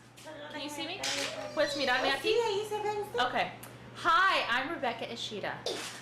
Say hi, Ethan. Hi. My son was diagnosed with autism in November 2004. With Ethan, almost immediately, we noticed things that were troublesome, that he just didn't sleep. He would vomit in the crib. There were a lot of sensory issues. Then he'd have like 20 of the trains lined up, and if you came in and took one train out, just meltdown completely. Guttural instinct is to think that there's nothing wrong. Who wants to look at their child and go, there's something wrong with that child? You don't. You always want to see the best in your child. Will my kid be able to go to school? Will he interact with his peers? Will he be able to have a healthy relationship? Will he get married? I really thought that autism was like a death sentence. A lot of hope was given to me through CARD. This was my third agency and the best agency we had. And there was no way in the world I was going to give up CARD because of the gains I saw Ethan was having. Yeah, you did it! And I remember when Doreen saw us for the evaluation, she says, but by the time he's 6, he will be recovered. And that's exactly what happened. I'll fix that.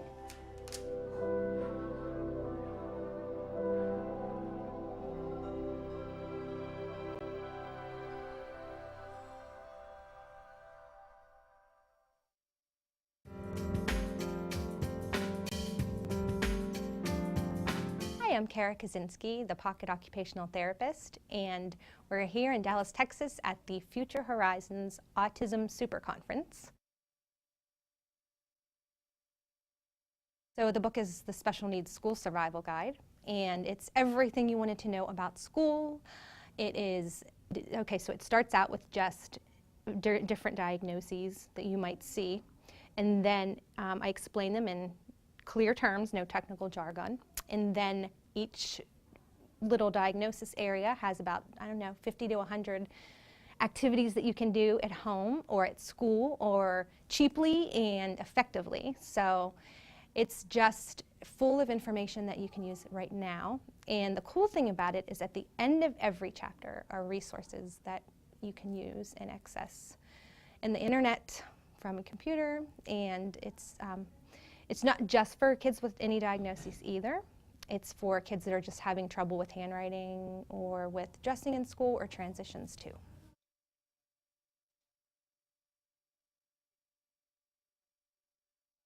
Well, both of my kids are on the autism spectrum, so it's important to me that when I learn something for other people, as I research it for occupational therapy, I want to try it at home. So then I take what works and I put it in a book, and what doesn't work, it's thrown out the window. And the other thing is I've just started to research for webinars, because our kids, if our kids are aging, so they start out these cute little babies with autism, and now they're getting to be teenagers and young adults, and we need help with modifying the environment for them, transition planning, and especially for IEP goal writing, for functional things that they can work on, not just handwriting, but then going beyond into the transition to young adulthood. Yeah, the misnomer at this point in the school systems is that we just do handwriting. So we are actually not handwriting teachers. We can modify or help rectify a grip that's inefficient. So if a child doesn't have that nice, pretty little tripod grasp, we can help to get that. However, when the kid's in 2nd or 3rd grade, then we look at efficiency. So if the grasp is efficient, if it's a quadrupod grasp, or if it's some kind of funky grasp, and the child can write efficiently, then we leave it alone. But if not, then we go to electronic accommodations. So OTs then can look at keyboarding and what kinds of keyboards would fit the student best. Also sensory processing, as the kids get older, it looks different. So we can look at sensory processing as it relates to function in the school. And then we also can look at behavior and transition planning. Other things we can do is work on seating. So if the child's having trouble sitting still in the classroom, we can modify that too. So not just handwriting, not just sensory, but we look at behavior, transitions, so anything that affects that student's school day.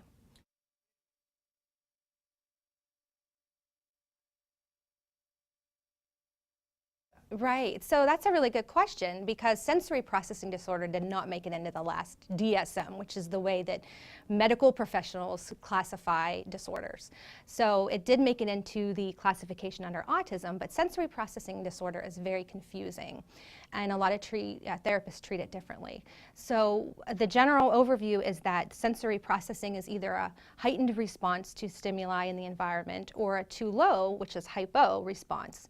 So if the student perceives every noise around them is equally as important, or every feeling, so I'm sitting here, I can feel the chair, my sweater, the noise around me, then it's hard to concentrate and focus in the classroom on what you're supposed to be paying attention to.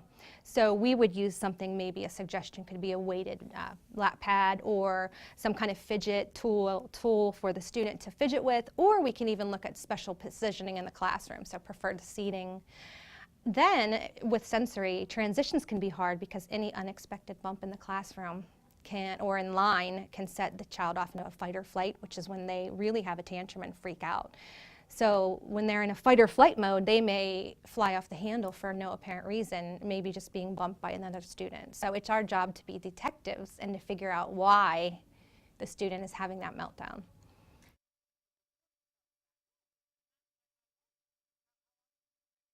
So my CDs were created for my own kids my son in kindergarten didn't like the fire drills. So he was afraid to even step foot into the classroom because the fire alarm may sound. Of course, the school's not going to say, oh, let's just set off the fire alarm for your son, Bob.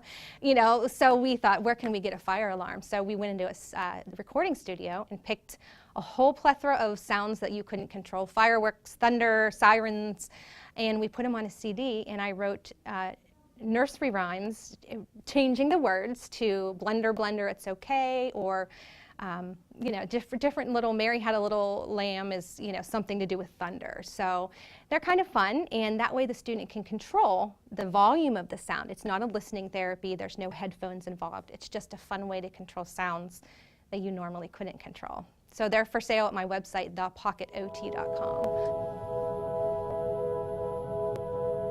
Welcome back to Autism Live. I am so excited that this day has finally come because we have scheduled and rescheduled, but she's here. Indeed. Judith Feldman is here to talk about her book, The Myth. And if you've been within 20 feet of me in the last 3 months, you've heard me talk about this book. And one of the expressions I used and keep using is that it keeps kicking my behind. That, you know, I hope gently. No, not at all gently. But I don't think that's what you wanted.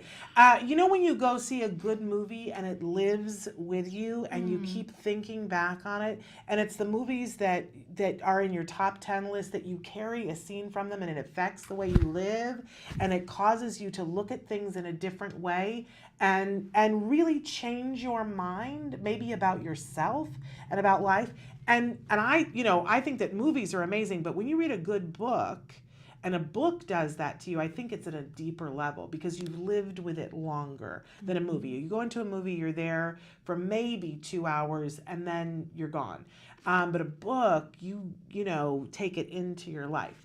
And this book has done that for me across 2 months now. I'm still on a daily basis thinking about things in the book and looking at my life in a different way and applying different things in a way that's really meaningful to me.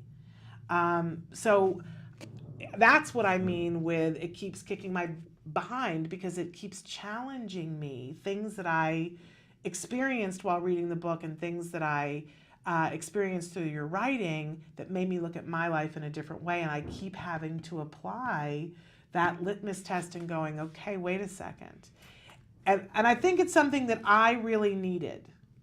I'm going to be honest. And I had started the show today and said, if you are a person who at all feels like you're on a spiritual journey on this planet in any way, shape, or form, and you have autism in your life, whether it's that you have a kiddo or you yourself are on the spectrum, or you care deeply about somebody who's on the spectrum, and you suspect that part of your spiritual journey is inclusive of that autism experience, that it's part of your spiritual journey, man, this is the book. You got to read this book.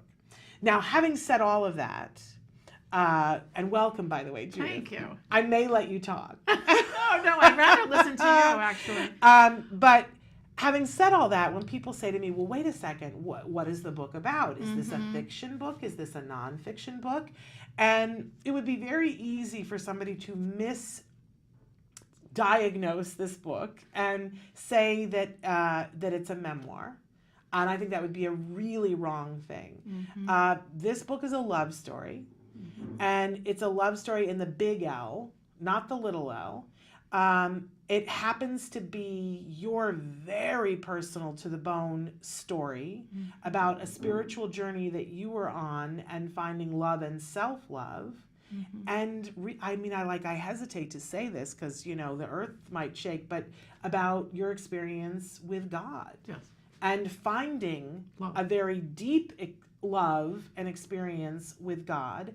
And through that, there is the element of your son, your very real son, who is on the autism spectrum. And so that is a through line through all of it, but I would never say that it was about that at all. But you find that, you start living Judith's story, and I've already said to her, this needs to be a movie. And I've already thought of actresses that I think would be brilliant in this movie because it's that real breathing and living for me. But this journey that you're on, and some stuff happens to you that is sort of I don't even know what term to use. I think some people would say metaphysical. Like stuff happens to you that's above the norm. Magical. Magical. Yes, there we go. Magical. And you know, Mystical, the kind of magical. mystical, the kind of stuff that you tell people and they go do do do do do do do, right? But I love that. I'm somebody who has big coincidences happen that you go, okay, that can't be a coincidence. There we go. That, right? And I try to listen to that in my life. People often think that maybe I've lost my mind because I go, no, that happened. No, that really, really happened. I have to be honest with you, though, that I kind of lost my connection to some of that.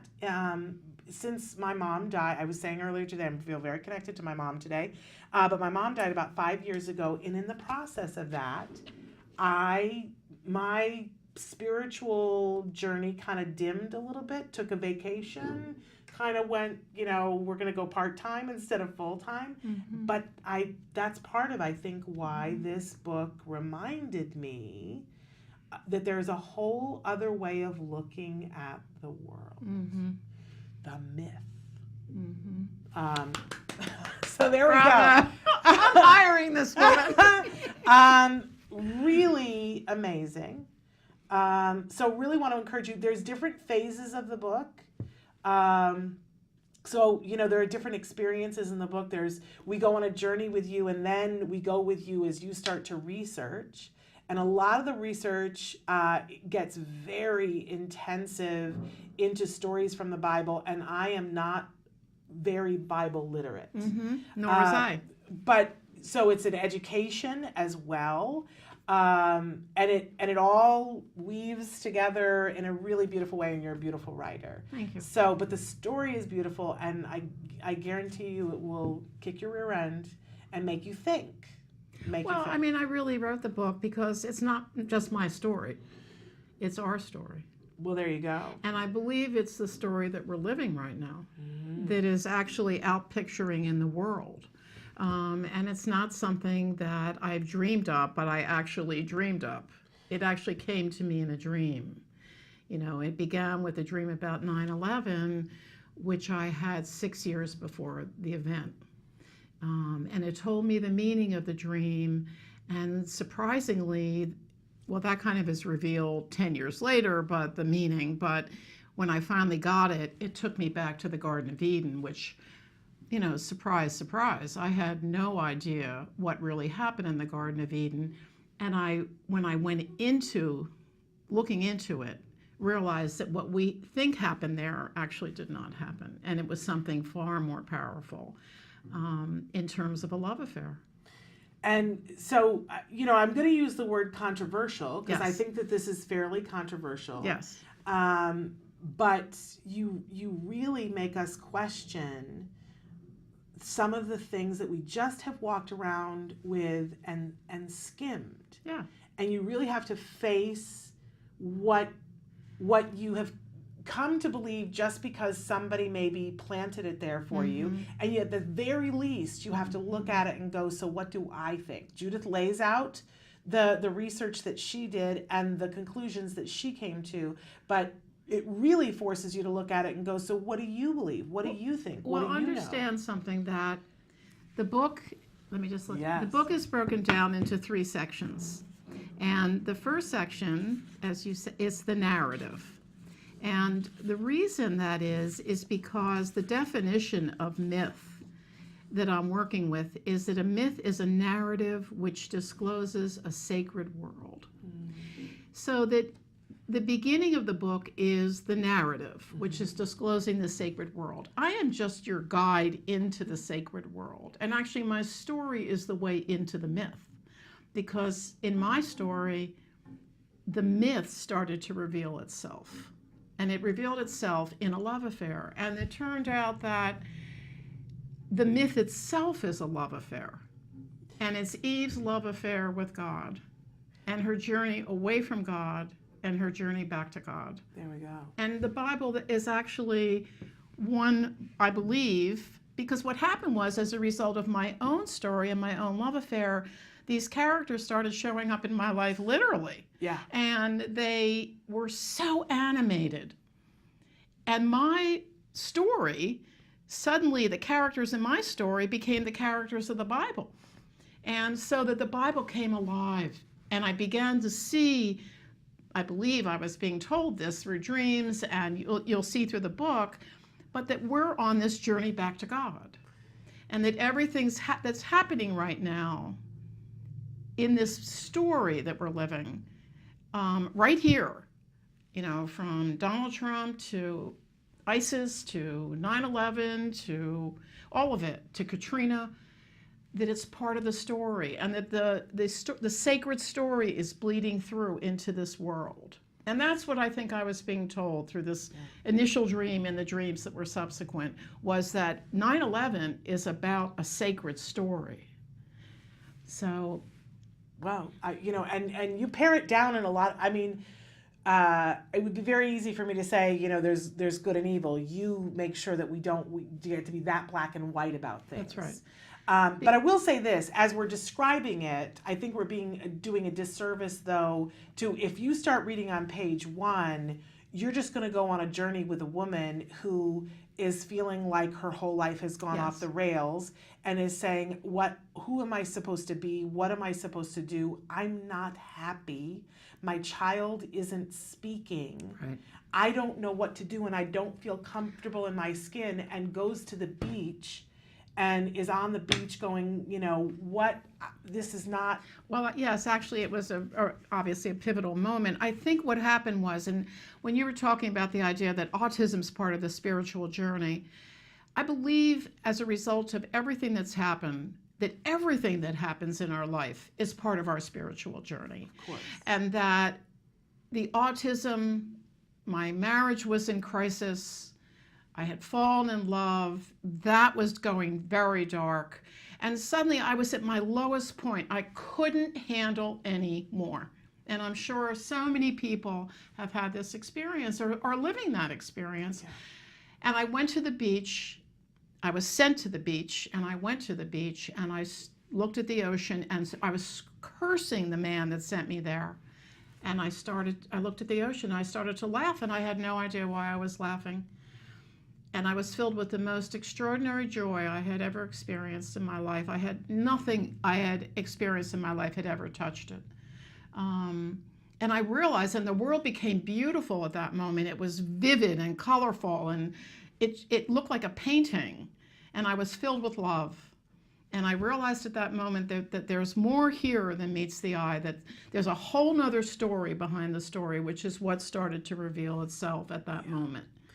I think, though, a lot of people, I certainly at some point in being an autism mom felt like, oh, this is at least for a minute, oh, this is happening to me.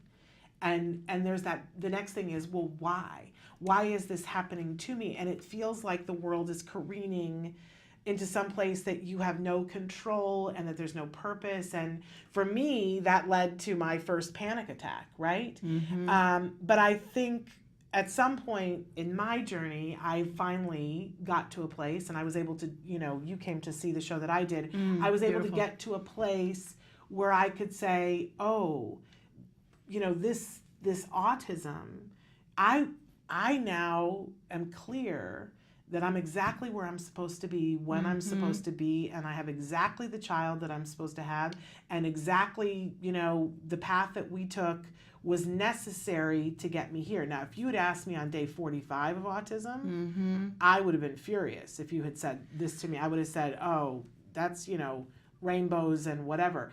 But I think in reading your book, it takes you on that journey of how that happens to somebody if you're open. Well, I would say, even just to add a little bit, yeah. When you said, because I hear when people talk, I listen in a certain kind of way. Yeah. And you said I had a panic. I was at day 45. I was in panic, right? Yeah. So it was interesting you chose 45, which I find fascinating, because 45 is 9. I mean, I'm very into numbers and things like that. And in today's 9 is a number of judgment. So, and that you had panic. Yeah. And one thing I came across, which I found fascinating, and it's in a footnote in this book, is it a discussion about anxiety and depression. And it's by John Sanford, John A. Sanford, who's an Episcopalian minister and a Jungian. And he said that anxiety is when the transcendent energy is trying to break through, and the ego is not giving it space. So you experience anxiety. So to anyone out there that experiences anxiety, try closing your eyes at that moment and literally say, I turn my attention to, I would say God, you could say love, you could say peace, you could say infinite possibility, Atman presence, Buddha presence, whatever. Yeah. And then he said that depression is when the energy gets tired of knocking and it moves away. Oh.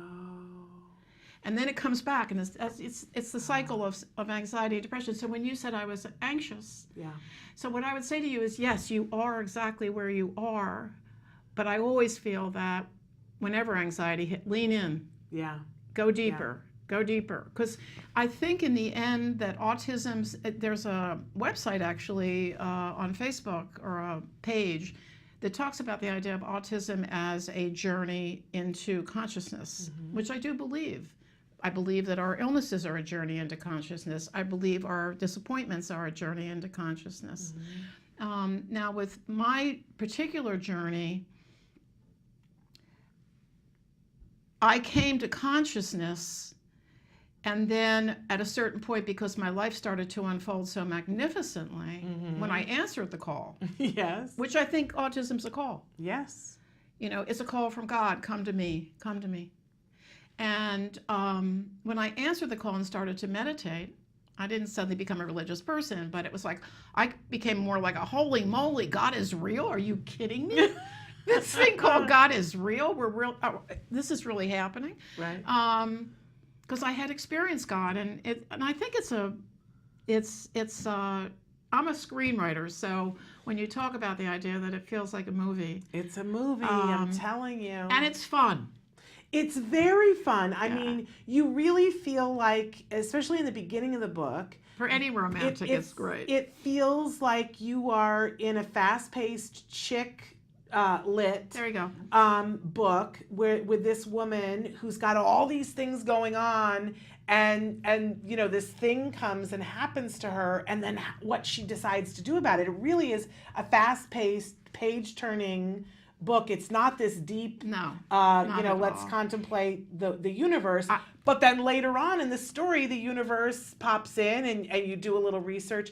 You know, it's sort of like the chick, very elevated chick lit with a side of autism version of what's the book? Eat, Pray, Love? No, they ended up making a movie of it with Tom Hanks the movie wasn't good, where he's looking at all of the different things having to do, it's like Angels and Demons, but it's the one before that one. The Dan something. Dan. The Da Vinci Code. The Da Vinci Code. It's like that without international espionage.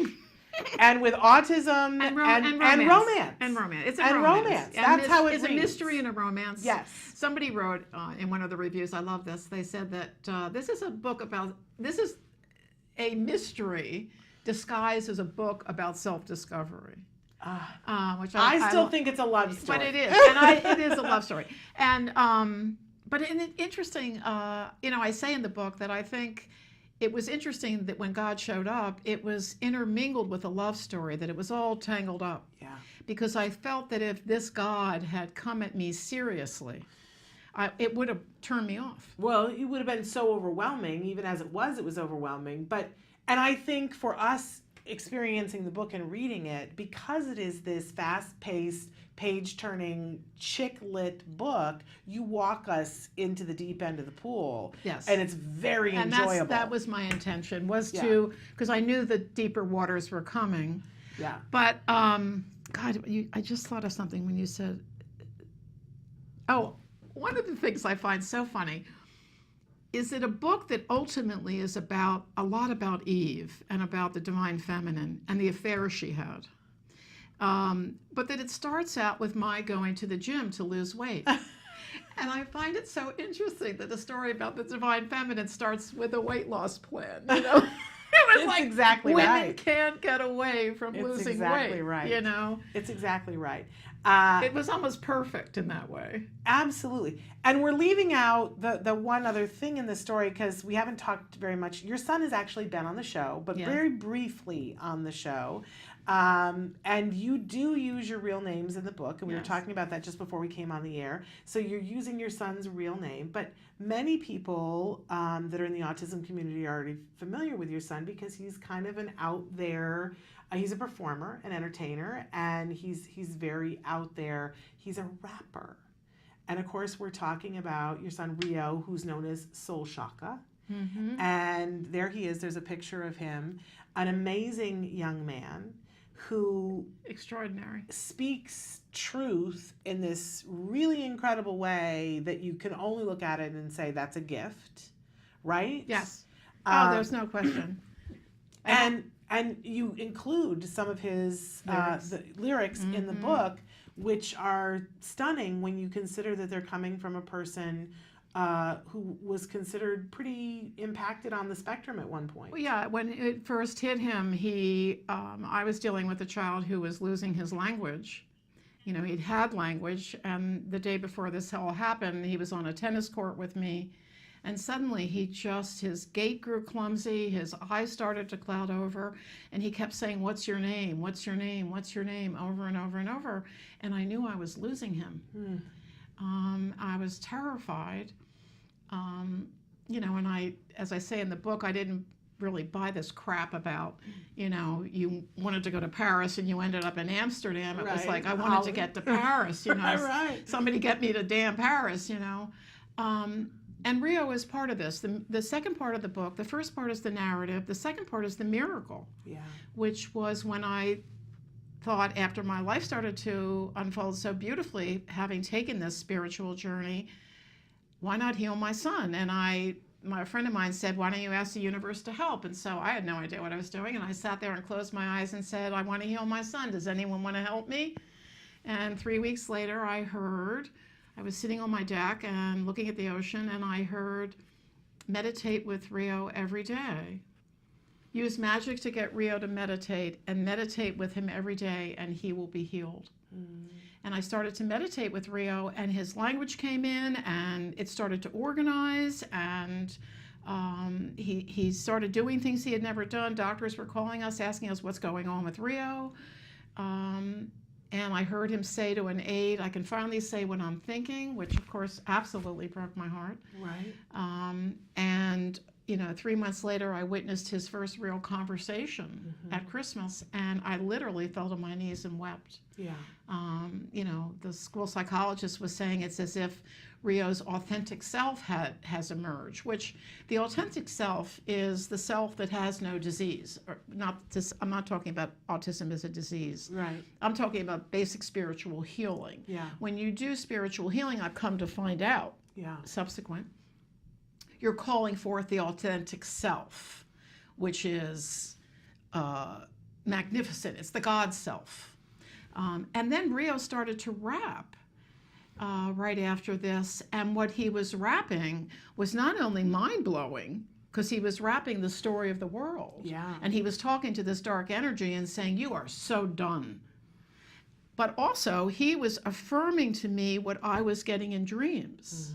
You know, I'd have a dream, then he'd come in and say, let me rap, and it would be the same dialogue. You know, it was like, so we were hooking up to something. Right. And I'm sure that you have had people who have been doubters and who are like, what you talking about? Yeah. Because whenever we start talking, and I just want to backtrack a little bit, whenever we talked about healing somebody, and especially within the realm of autism, I want people to understand, because I know that you are somebody who's all about self-advocates and whatever choices that they want to make, but the root of the word disease is dis-ease. You're not necessarily talking about. I know we're always picking words to assign. I just want to make sure so that we don't have people absolutely. writing in and saying, but Rio was somebody who felt trapped. Look, I was heartbroken watching him. Yeah, watching the struggle. He was uncomfortable. Well, he couldn't He couldn't do what he wanted to do. You know? He couldn't say what he wanted to say. He couldn't do what he wanted to do. And that opened up for him. That's what we're talking about, that opened up for him. And for him to be able to say, I can finally say what I want, what I'm thinking, how meaningful that was for him, and now how meaningful it is for the world, because Rio gets on stage and it changes whatever's happening. Well, thank you.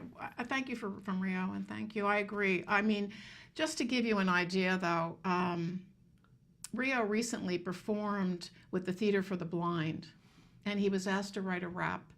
And it was, it was a story about a girl that got her sight, and she's grappling with the idea of getting her sight back, and suddenly the world's coming at her very quickly, and it's not quite what she expected. And there was a point where Rio says, and this is so beautiful, this is what I mean by Rio's co-creating with something. Right. He says,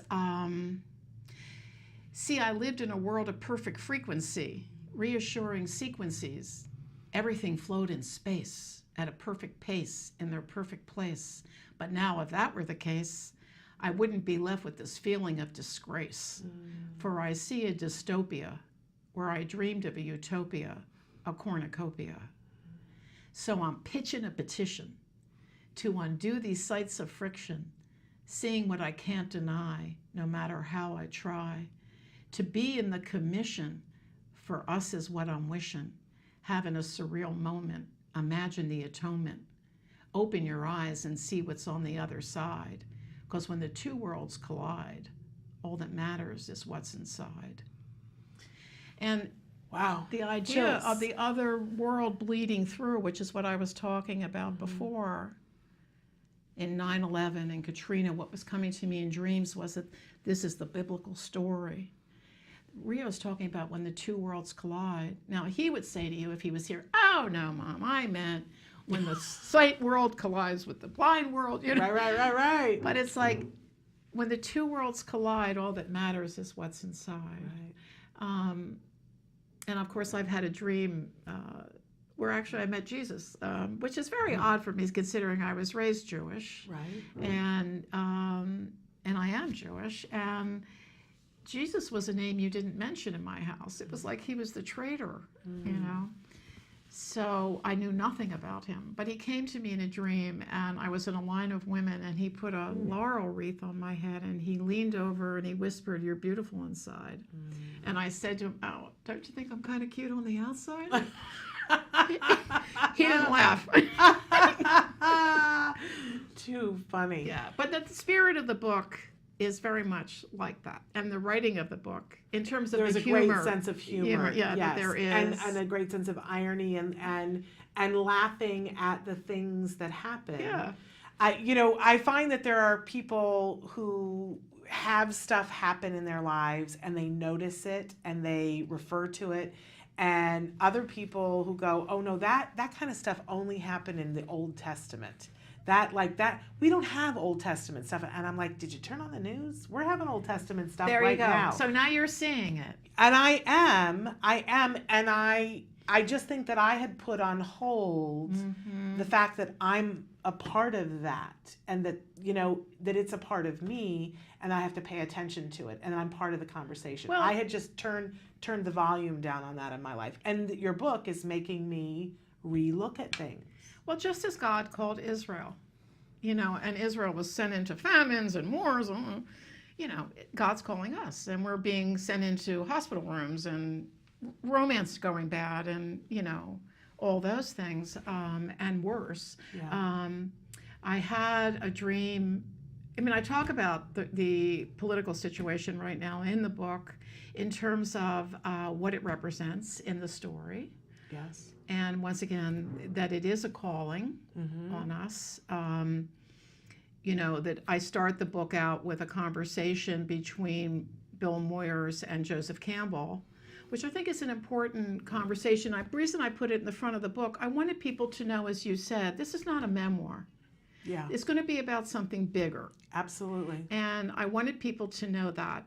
The idea that Campbell's talking about, the idea that what we worship that our tallest buildings are an indication of what we're worshiping. And that at one time it would have been the church, and then it became the political palaces, and then it became the financial buildings and our dwellings. That these are the tallest buildings. And then Moyers asked the question, does Campbell believe that the myths of the future will come from the buildings of Wall Street? And I was standing there watching this in the shadow of 9/11 and thinking, holy moly, that was a prophecy. It's a different way of looking at a horrible thing, and in a different way. We're almost out of time. I know. Let me just hold up the book one more time. Where can we get it, Judith? Amazon, Barnes & Noble. Okay. And enjoy it. It is a lot of fun. And it's going to hopefully, I dreamt about Donald Trump. He came to me in a dream.